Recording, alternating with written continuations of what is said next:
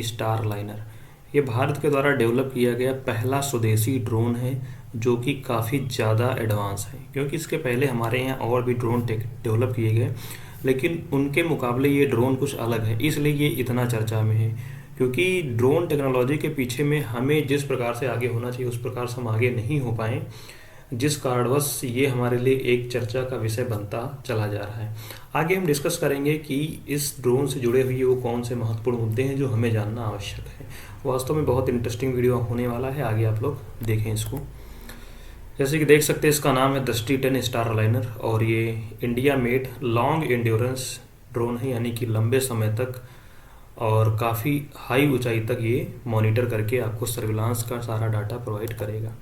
आप देख सकते हैं कि दुनिया के वो महत्वपूर्ण देश जिनके पास ड्रोन टेक्नोलॉजी है, और इस लिस्ट में आपका प्यारा भारत देश कहीं पर भी नहीं दिखाई पड़ रहा। ये हमारे लिए एक चिंता का विषय है कि हम हर फील्ड में आगे रह गए, लेकिन ड्रोन के मामले में क्यों पीछे रह गए। यूनाइटेड स्टेट्स के आप देख सकते हैं पहले 3 ड्रोन जो दुनिया के सबसे एडवांस हैं, MQ-9, MQ-1, MQ-1C grey eagle. MQ-9 reaper की भी बात चल रही है, MQ-9 प्रेडेटर, इन दोनों की बात चल रही है। इनमें से कौन इंडिया फाइनल करेगा, क्योंकि इस 30 ड्रोन खरीदे जाने वाले हैं जो 3 बिलियन के आसपास डील होने वाली। फिर उसके बाद आप चाइना की आ सकते हैं, लगातार 5 ड्रोन चाइना के, फिर टर्की इस मामले में बहुत आगे, फिर पाकिस्तान आया, फिर ईरान है, फिर रसिया है। इंडिया इसमें कहीं नहीं दिखाई पड़ रहा। आप समझ सकते हैं कि हम कितना पीछे ड्रोन टेक्नोलॉजी के मामले में हो गए। बट लेकिन धीरे धीरे हम अपने इस प्रयास को आगे बढ़ा रहे हैं और डेवलप होते चले जा रहे हैं। जैसे कि अभी घातक एक यूवी है जो कि हमारा स्टेल्थ टेक्नोलॉजी पे बेस्ड है। आर्चर NG जो DRDO बना रहा है, ये ड्रोन आगे जब बन के आएंगे तो हम भी ड्रोन टेक्नोलॉजी के मामले में आगे निकलेंगे।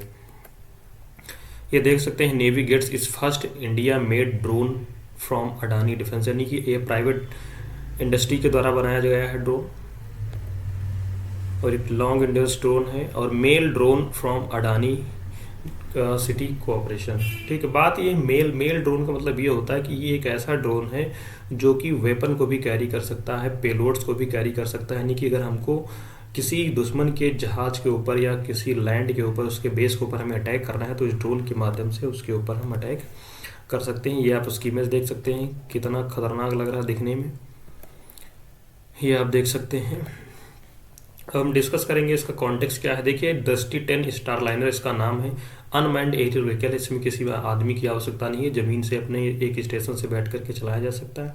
और अडानी डिफेंस एंड एरोस्पेस के द्वारा इस ड्रोन को डेवलप किया गया है।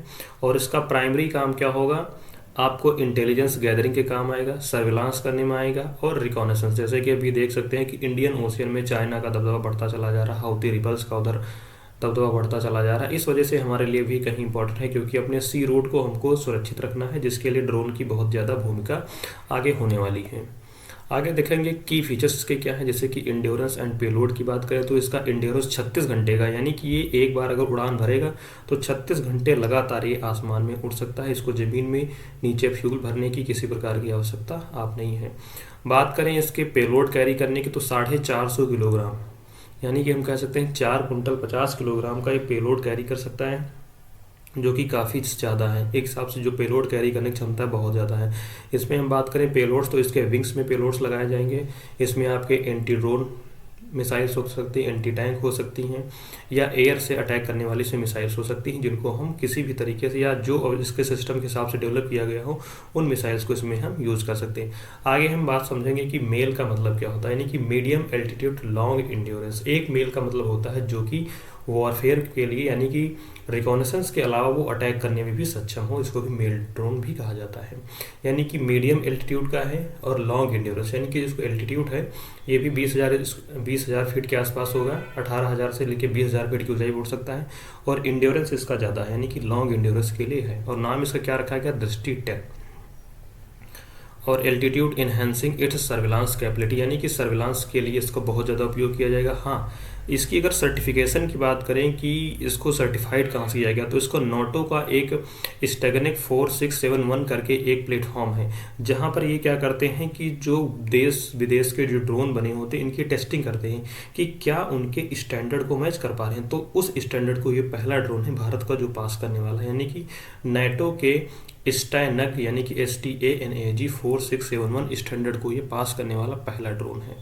बात करें इसको सेग्रीगेटेड अनसेग्रीगेटेड एयर स्पेस किसी भी, यानी कि अगर स्पेस को अगर हम किसी के वायलेट कर रहे हैं उसको पता ना चले, उसमें भी ये काम कर सकता है। और बाकी अगर हमारा जो एयर स्पेस है उसमें तो हम इसके मॉनिटरिंग के लिए कर भी सकते हैं। आगे देखेंगे कि स्ट्रेटजिक सिग्निफिकेंस, क्योंकि स्ट्रेटजिक सिग्निफिकेंस बहुत ही महत्वपूर्ण मुद्दा होता है, क्योंकि अगर किसी ड्रोन को हम इतना पैसा खर्च कर डेवलप करें और वो हमारे स्ट्रेटजिक सिग्निफिकेंस के स्टैंडर्ड पर खरा ना उतरे तो हमारे लिए ये एक नकारात्मक विषय होता, चिंतनीय विषय होता। बात करें इसका मेन काम क्या होगा, नेवल ऑपरेशन के लिए, यानी कि मैरी टाइम इंटरेस्ट जो हमारे समुद्री किनारे हैं, सी रूट्स हो गए, और इंडियन ओशियन रीजन को हमको मॉनिटर करने के लिए इस ड्रोन को यूज किया जाएगा। प्राइमरी काम क्या होगा, समुद्री निगरानी के लिए, जिससे कि हम अपने व्यापार के, अपने समुद्री रास्तों को, अपने इंडियन ओशियन रीजन को हम सुरक्षित रख सकते हैं, किसी प्रकार के जो है उतार चढ़ाव को हम मॉनिटर कर सकें, जैसे कि इन्फिल्ट्रेशन होने के चांसेस ऐसे हमारे इधर बॉर्डर पे रहते हैं, तो इस तरीके से समुद्री खतरे बढ़े रहते हैं, क्योंकि डे बाई डे जिस प्रकार से चाइना का इंडियन ओशन में दबदबा बढ़ता हुआ चला जा रहा है, तो उसको कहीं ना कहीं हमें मॉनिटर करने की आवश्यकता है, उसको काउंटर करने की आवश्यकता है, तो इसलिए ये भी बहुत इंपॉर्टेंट हो जाता है।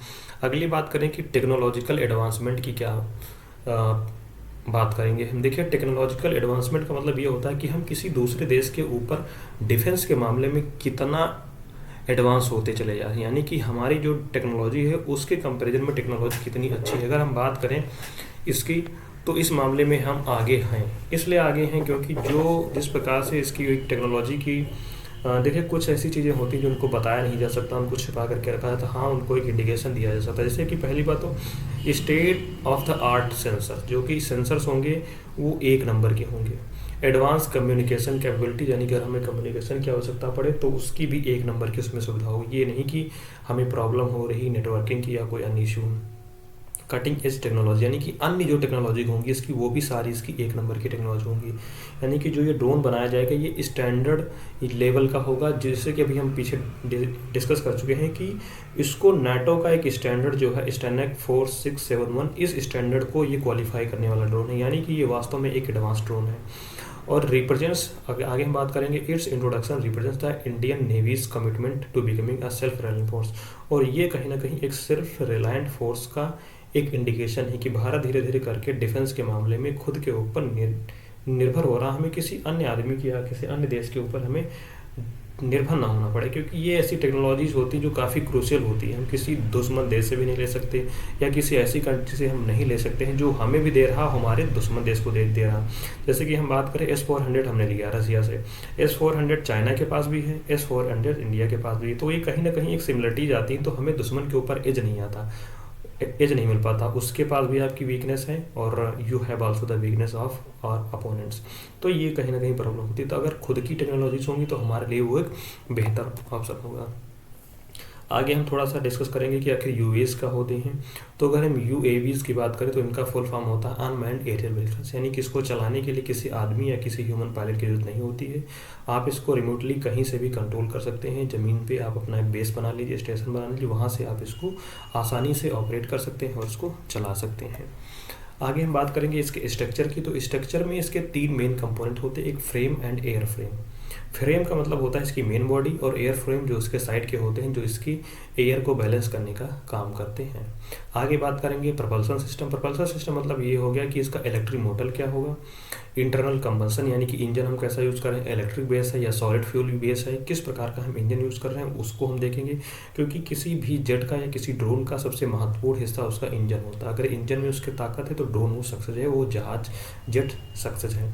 अगला मेन दूसरा फीचर क्या है, एवियोनिक्स। उसका कैमरा कैसा होगा, नेविगेशन कैसा, सेंसर कैसा, कम्युनिकेशन कैसा, और फ्लाइट डाटा कलेक्शन करने के मामले में कैसा है, कि अगर कोई प्रॉब्लम आती है तो उसमें ऑटोनोमस सिस्टम है कि नहीं है, कि यानी कि AI बेस्ड कोई इसमें सिस्टम है जिसकी वजह से वो खुद ब खुद डाटा कलेक्ट कर सके। तो ये हम स्ट्रक्चर इसके 3 बेस समझे कि इसके तीनों महत्वपूर्ण स्ट्रक्चर्स हैं जिनको हमें जानना आवश्यक है।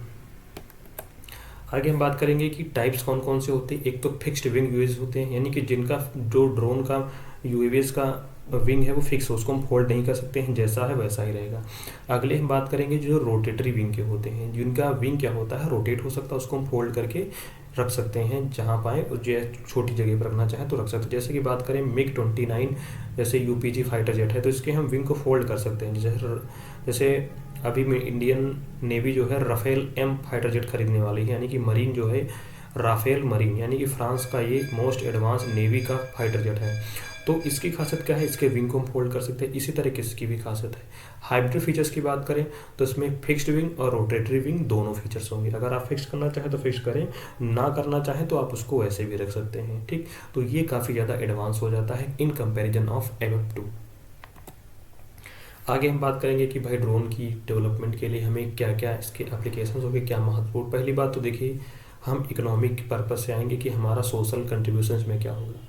तो बात करें एग्रीकल्चर फीचर्स में, तो इसको हम एग्रीकल्चर फीचर में यूज़ कर सकते हैं, क्रॉप मॉनिटरिंग में, प्रिसीजन एग्रीकल्चर, पेस्ट कंट्रोल में, यानी कि हम एग्रीकल्चर मामले में हम इसको यूज़ कर सकते हैं कि कौन सा एरिया सही है, किस एरिया की ग्रोथ अच्छी हो रही, किस एरिया की अच्छी ग्रोथ नहीं हो रही। तो ये आप आसानी से इससे मॉनिटर करके कर सकते हैं। अगला मेन और प्राइमरी काम क्या है इसका, सर्विलांस और सिक्योरिटी, जो कि हमारे लिए बहुत ज़्यादा ज़रूरी है। ऐसी एरिया जहाँ पर हम अपने डिफेंस फोर्सेस को नहीं डिप्लॉय कर सकते, हम मॉनिटर नहीं कर सकते, एक दूर एरिया को इतने हम लोग नहीं लगा सकते, तो हमारे लिए ये मॉनिटरिंग का काम करता है। सर्विलांस का काम रिकॉनेसेंस निगरानी का काम करेगा। अगली हम बात करें इन्वायरमेंटल मॉनिटरिंग की, यानी कि कोई डिजास्टर इन्वायरमेंटल होने वाला एरिया में कोई घटना घट रही तो उसको हम मॉनिटर कर सकते हैं कि कितना एरिया अफेक्टेड है। वाइल्ड लाइफ मॉनिटरिंग के काम आएगा कि किसी एरिया में कोई वाइल्ड लाइफ इन्वायरमेंट जो सिचुएशन है वो कैसी है, कोई शिकार तो नहीं हो रहा, कोई जानवर तो नहीं माना जा रहा। डिजास्टर असेसमेंट के मामले में इसको हम यूज़ कर सकते हैं। अगला मेन फीचर क्या है, इंफ्रास्ट्रक्चर इंस्पेक्शन, कि किसी डेवलपमेंट के लिए कि अगर हम कोई गैस पाइपलाइन बिछा रहे हैं या कोई अन्य प्रोजेक्ट लाइन हम काम कर रहे हैं तो हम उसको मॉनिटर कर सकते हैं, हमारा प्रोजेक्ट कितना हुआ, आने वाले समय में कितना टाइम लग सकता, कितना हो सकता, कौन सी ट्रेन है, कैसी ऊंची है नीचे, इसको कैसे मैनेज करेंगे। ब्रिज बनाने में हो गया, आपका पावर लाइन बिछाने में हो गया, ठीक है। तो इससे एक कहीं ना कहीं सॉल्यूशंस में यूज़ किया जाता है और ये काफ़ी कॉस्ट इफेक्टिव होता है। आगे साथियों, आज के वीडियो में जो डिस्कस किए हमने इतना डिस्कस किया जो हमारे महत्वपूर्ण मुद्दे हैं, और बस अब मैं वीडियो को अपने विराम देना चाहूँगा। और अगर कोई चीज़ें आपको डाउट में लगी हो तो कृपया करके कमेंट करें, I will reply these comments. और वीडियो अच्छा लगा हो तो कृपया लाइक और सब्सक्राइब करें और हमें भी थोड़ा मोटिवेट करने का प्रयास करें, क्योंकि देखिए हर एक इंसान हर एक फील्ड में नया होता है। उस नए फील्ड में जब कोई जाता है तो उसको धीरे धीरे सीखना पड़ता है, वो सीख करके ही वो आगे बढ़ता है। हम भी प्रयास करते हैं कि हम बेहतर से बेहतर कर सकें। मेरा